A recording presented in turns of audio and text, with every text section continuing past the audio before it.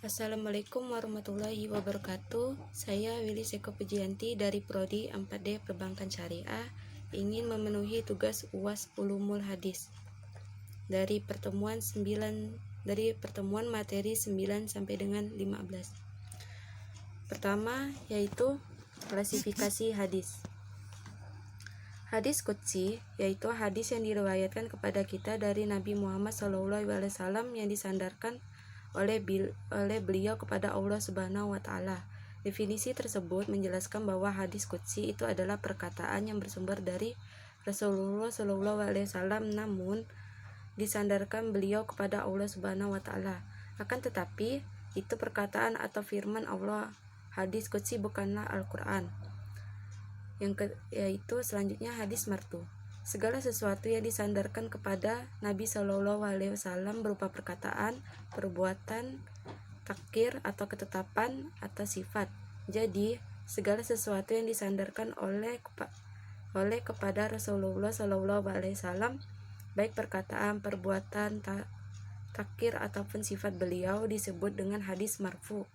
Orang yang menyandarkan itu boleh jadi sahabat atau selain sahabat.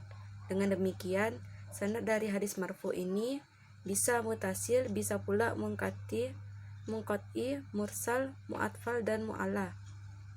Hadis mutawatir. Menurut bahasa, mutawatir adalah islam fa'il dari kata al-tawatur yang berarti atabu yang berturut-turut.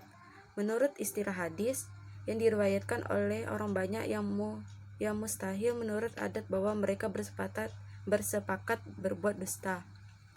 Yaitu selanjutnya hadis ahad. Yang terakhir hadis ahad. Kata ahad berarti satu. Menurut Al-Jad Alkitab, yang dimaksud hadis ahad adalah hadis yang diriwayatkan oleh satu orang perawi atau lebih selama tidak memenuhi syarat-syarat hadis masyhur atau hadis mutawatir. Materi selanjutnya yaitu hadis sahih. Hadis sahih menurut bahasa, kata sahih berasal dari bahasa Arab al-sahih. Bentuk pluralnya asiha dan berakal. Kata pada saha. Dari segi bahasa, kata ini memiliki beberapa arti, diantaranya selamat dari penyakit, bebas dari aib atau cacat. Sedangkan pengertian hadis adalah khobar atau berita. Menurut istilah, para ulama berpendapat bahwa hadis sahih adalah hadis yang sanadnya bersambung sampai kepada Nabi Muhammad, diriwayatkan oleh periwayat yang adil dan dabit sampai akhir sanad, atau di dalam hadis itu tidak terdapat kejanggalan, syaad dan cacat atau ilat. Syarat-syarat hadis sahih. Yang pertama, sanadnya bersambung. Yang dimaksud dengan ketersambungan sanad bahwa setiap rawi hadis yang bersangkutan benar-benar menerimanya dari rawi yang berada di atasnya, dan begitu selanjutnya sampai kepada pembicara yang pertama.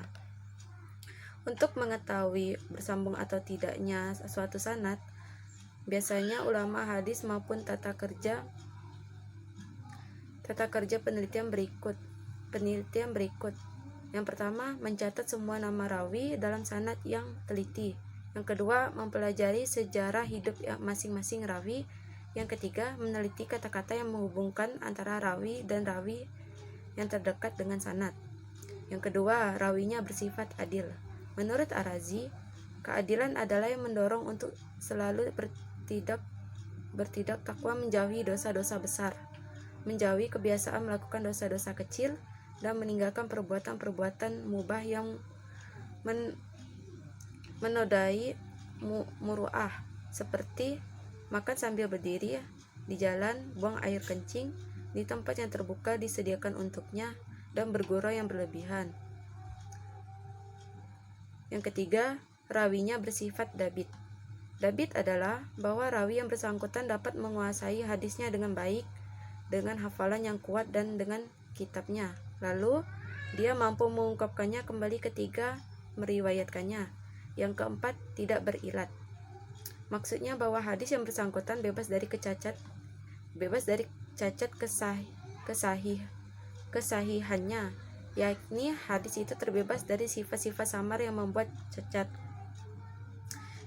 Yang terakhir, tidak syaad atau janggal. Kejanggalan hadis terletak pada adanya perlawanan antara suatu hadis yang diriwayatkan oleh rawi yang makbul atau yang dapat diterima periwayatannya dengan hadis yang diriwayatkan oleh rawi yang lebih kuat atau rajin daripadanya, disebabkan kelebihan jumlah sanad dalam kedabitan atau adanya segi-segi tarjih yang lain. Selanjutnya, klasifikasi hadis sahih. Hadis sahih lidati, hadis yang sanadnya bersambung, diriwayatkan oleh rijalul hadis yang adil dan sempurna kedabitannya, tidak sad dan tidak berilat. Hadis ini dinamakan hadis sahih idati karena yang pertama, sanadnya mutasil. Semua periwayatan mendengar hadis langsung dari gurunya.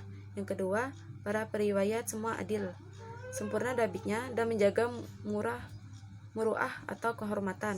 Yang ketiga, Ibnu Shihab Az-Zuhri atau faqih, mutakin, Amirul al-Mu'min fi al-hadis. Yang keempat, Muhammad bin Jabar al-Tikat. Yang terakhir, Jabir bin Muntib adalah sahabat yang adil dan dabit. Yang kedua, sahih ligairihi. Hadis sahih ligairihi adalah hadis yang sahihnya lantaran dibantu oleh keterangan yang lain. Jadi, pada diri hadis itu belum mencapai kualitas sahih. Kemudian ada petunjuk atau dalil yang menguatkannya sehingga hadis tersebut meningkat menjadi sahih ligairihi. Kehujahan hadis sahih. Dalam kehujahan hadis sahih, para ulama memiliki perbedaan pendapat, yaitu sebagai berikut. Yang pertama, sebagai ulama memandang bahwa hadis sahih tidak berstatus atau qot'i, sehingga tidak dapat dijadikan hujah untuk menetapkan persoalan akidah. Yang kedua, sebagian ulama hadis sebagaimana dinyatakan Al-Nawawi berpendapat bahwa hadis-hadis sahih riwayat Al-Bukhari dan Muslim berstatus qot'i. Yang ketiga, sebagian ulama seperti Ibnu Huzm memandang bahwa semua hadis sahih yang berstatus qot'i, tanpa dibedakan apakah hadis tersebut dari Al-Bukhari dan Muslim atau yang lainnya. Tingkatan hadis sahih. Tingkatan hadis sahih adalah sebagai berikut. Hadis sahih paling tinggi, yang pertama, hadis sahih paling tinggi derajatnya adalah hadis yang diriwayatkan oleh rawi yang tergolong asha al-sanid seperti riwayat Malik dari Nafi dan Ibnu Umar. 2. Hadis yang diriwayatkan oleh rawi yang derajatnya berada di bawah derajat rawi pertama seperti riwayat Hamid ibn Salamah dan Sabit an Anas. Yang ketiga, hadis yang diriwayatkan oleh para perawi yang disifati dengan sifat sikat seperti riwayat Sula bin Abi Talib dari bapaknya dari Abu Hurairah. Sumber-sumber hadis sahih. Adapun kitab yang memuat hadis sahih ialah yang pertama Sahih Bukhari, yang kedua Sahih Muslim, yang ketiga Mustadrak Al-Hakim, yang keempat Sahih Ibnu Hibban, yang kelima Sahih Ibn Huzaimah. Materi selanjutnya yaitu hadis hasan.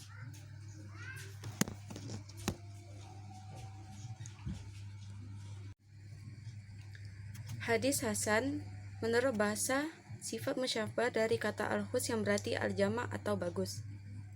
Menurut istilah, yaitu yang sanadnya bersambung, yang diriwayatkan oleh rawi yang asli, namun tingkat kedabitannya kurang dari hadis sahih, tidak ada syufu'us dan ilat. Klasifikasi hadis hasan. Hadis li zatihi, yaitu hadis yang bersambung sanadnya, dinuklikan orang adil yang ringan atau tidak sempurna hafalannya, dan yang seperti itu sampai akhirnya tanpa ada kejanggalan dan cacat. Hasan li ghairihi adalah hadis dhaif yang memiliki sanad lebih dari satu. Sanad-sanad yang ada menguatkan sanad yang dhaif tersebut. Tingkatan hadis hasan ada 5. Yang pertama, hadis yang dikatakan sahih adalah hadis yang dikatakan sahih dan ada yang mengatakan hasan. Yang kedua, hadis yang dikatakan hasan dan ada yang mengatakan dhaif. Yang ketiga, jika ada ucapan haza hadisun sahilu isnad. Yang keempat, jika ada ucapan haza hadisun hasanul isnad. Yang kelima, jika Tirmizi mengatakan hadisun hasanun sahihun. Kedudukan hadis hasan adalah berdasarkan tinggi rendah kesikahan dan keadilan para perawi. Para rawinya yang paling tinggi kedudukannya ialah yang bersanad al-hasul as-sanaid. Sumber-sumber hadis hasan. Sumber-sumber hadis hasan. Sunat At-Tirmizi merupakan untuk mengetahui hadis hasan. Sunan Abu Dawud. Abu Dawud menuliskan bahwa dalam kitabnya itu ia menyebutkan hadis sahih dan yang serupa dengannya atau mendekatinya, juga yang terdapat cacat yang dia beri keterangan. Sunan Ad-Daruqutni. Dalam kitab tersebut Ad-Daruqutni banyak menyebutkan hadis hasan. Materi selanjutnya yaitu ilmu rijalil al-hadis. Ilmu rijalil al-hadis menurut bahasa kata rijal berarti para kaum pria. Menurut istilah rijal al-hadis berarti orang-orang yang di sekitar hadis atau orang-orang yang meriwayatkan hadis serta berkecimpung dengan hadis Nabi. Urgensi ilmu rijalil hadis dalam studi hadis. Urgensi dikuasai ilmu ini karena di dalamnya membahas tentang periwayatan hadis yang dapat menentukan status sanad hadis. Jika perawi dalam sanadnya itu mustahil dan sikoh yang pada setiap tingkatannya, maka periwayatan sudah dapat diterima meskipun belum final. Contoh aplikasi ilmu rijalil hadis. Telah menggambarkan kepada kami Amr bin Hisham, dia berkata, telah menceritakan kepada kami Mahlat dari Sufyan dari Ayub dari Abu Kilabah dan dari Amr bin Bujan dari Abu Zar. Dia mengatakan bahwa Rasulullah SAW bersabda, debu yang suci adalah alat wudhu bagi kaum muslim, walaupun ia tidak mendapatkan air selama 10 tahun. Hadis riwayat An-Nasai. Untuk melihat kesahihan sebuah hadis, kaidah ilmu hadis menyatakan bahwa yang pertama kali perlu diteliti adalah sanadnya. Bila sanadnya dinyatakan sahih, barulah matanya bias diperhatikan. Bila tidak, maka matanya dipandang tidak sah lagi. Materi selanjutnya yaitu asbabul wurud. Pengertian asbabul wurud. Menurut bahasa, asbabul wurud merupakan susunan idafah yang berasal dari kata asbab dan al-wurud. Kata asbab dalam bentuk jumlah dari kata sabab. Menurut ahli bahasa diartikan sebagai al-habi atau ta'il. Saluran yang artinya dijelaskan sebagai segala yang menghubungkan satu dengan benda yang lainnya. Menurut istilah, segala sesuatu yang mengantarkan pada tujuan, dan ada juga yang mendefinisikan dengan suatu jalan menuju terbentuknya suatu hukum tanpa ada pengaruh apapun dari hukum itu. Sedangkan kata wurud merupakan bentuk isim madar atau kata benda abstrak dari warada yaridu, yang berarti datang atau sampai pada sesuatu, atau bisa berarti sampai muncul dan mengalir. Urgensi asbabul wurud. Asbabul wurud mempunyai peranan yang sangat penting dalam rangka memahami suatu hadis. Urgensi asbabul wurud mengetahui antara lain adalah: 1. Untuk menolong memahami dan menafsirkan al-hadis. Yang kedua, untuk mengetahui hikmah-hikmah ketetapan syariat hukum. Yang ketiga, untuk menentukan adanya taksir terhadap suatu hadis yang am. Fungsi dari asbabul wurud. Yang pertama, yaitu menentukan adanya taksir hadis yang bersifat umum. Yang kedua, membatasi pengertian hadis yang masih mutlak. Yang ketiga, memfasil atau merinci hadis yang bersifat global atau umum. Yang keempat, menentukan atau adanya tidak nasih mansuk dari dalam suatu hadis. Yang terakhir, menjelaskan ilah atau sebab-sebab ditetapkannya suatu hukum. Macam-macam asbabul wurud ada 3. Yang pertama, sebab yang berupa ayat Al-Quran. Yang kedua, sebab yang berupa hadis. Yang ketiga, sebab yang berupa suatu yang berkaitan dengan pendengar di kalangan sahabat. Kitab-kitab yang menjelaskan tentang asbabul wurud. Yang pertama, Asbabul Wurud Al-Hadis karya Abu Hafs Al-Ukbari. Yang kedua, Asbab Wurud Al-Hadis karya Abu Hamid Abdul Al-Jail Al-Jabari. Yang ketiga, Asbab Wurud Al-Hadis atau yang disebut juga Al-Luma fi Asbab Wurud Al-Hadis karya Jalal Al-Din Al-Rahman Al-Syuyuti. Yang keempat, Al-Bayan wa Al-Tarif karya Ibnu Hamzah Al-Husain Al-Dimashqi. Materi selanjutnya yaitu ilmu hadis munqati, hadis mudalas, hadis mursal. Pengertian hadis munqati. Menurut bahasa, munqati merupakan isim fa'il yang berarti terputus lawan dari kata mutqasi, yaitu bersambung. Menurut istilah, para ulama terdahulu mendefinisikan sebagai hadis yang sanadnya tidak bersambung dari semua sisi. Ini berarti bahwa sanad hadis yang terputus, baik dari awal sanad atau tengah atau akhirnya, maka menjadi hadis yang munqati. Dengan definisi ini, maka hadis munqati meliputi mursal, mu'allaq, dan mut'al. Contoh hadis munqati. Adapun contoh hadis munqati sebagaimana hadis yang diriwayatkan Siti Fatimah radhiyallahu anhu, putri Nabi sallallahu alaihi wasallam. Ketika Rasulullah sallallahu alaihi wasallam masuk masjid, beliau berdoa dengan menyebut nama Allah serta salam kepada Rasulullah. Ya Allah, ampunilah dosa-dosaku dan bukakanlah pintu rahmat-Mu. Ketika keluar, beliau berdoa dengan menyebut nama Allah, semoga kesejahteraan terlimpah kepada Rasulullah. Ya Allah, ampunilah dosa-dosaku dan bukakanlah pintu karunia-Mu. Hadis riwayat Ahmad. Hukum hadis munqati. Para ulama sepakat bahwa hadis munqati adalah hadis marfu' dan dhaif serta tidak dapat dijadikan hujah karena tidak dapat diketahui keadaan perawi yang digugurkan. Pengertian hadis mudasil. Hadis mudalas. Mudalas itu artinya sesuatu yang disembunyikan aibnya. Biasanya dilakukan oleh seorang penjual yang memiliki barang dengannya cacat, lalu dia menyembunyikan cacat itu dari pembeli supaya dikira seperti barang yang sempurna. Istilahnya mengelabui pembeli.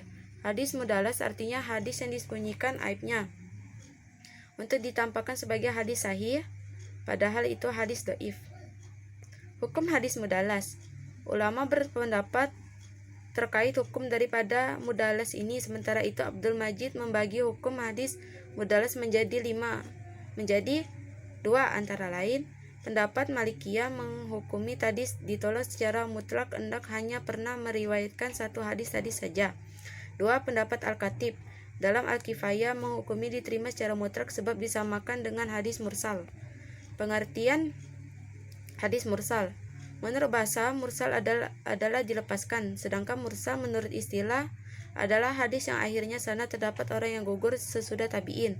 Mayoritas ulama hadis mendefinisikan hadis mursal dengan hadis yang disandarkan langsung kepada Nabi oleh seorang tabi'in, baik tabi'in besar maupun tabi'in kecil, tanpa terlebih dahulu disandarkan kepada sahabat Nabi. Hukum hadis mursal. Jumhur atau mayoritas ahli hadis dan ahli fikih berpendapat bahwa hadis mursal adalah dhaif dan menganggapnya sebagai bagian dari hadis marfu' atau tertolak karena tidak diketahui kondisi perawinya. Bisa jadi perawi yang gugur dari sanad adalah sahabat atau tabi'in. Kelompok materi yang terakhir yaitu hadis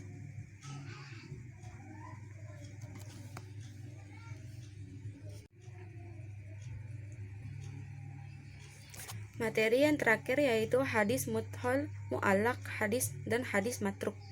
Hadis muthal. Menurut bahasa, muthal berasal dari kata al-dala yang memiliki arti menyusahkan atau menyulitkan. Menurut istilah, hadis muthal adalah hadis yang di dalam sanadnya terdapat 2 orang rawi yang gugur atau lebih secara berturut-turut. Kedudukan hadis muthal sebagai sumber dasar dan pedoman tergolong dhaif. Bahkan kedaifannya terlalu parah. Mengapa? Karena sulitnya menyambungkan sanad pada Nabi Shallallahu alaihi wasallam akibat terputusnya 2 rawi atau lebih secara berturut-turut tanpa diketahui. Hadis mu'allaq. Menurut bahasa, mu'allaq berasal dari kata alaka yang berarti menggantungkan. Mu'allaq berarti sesuatu yang digantungkan.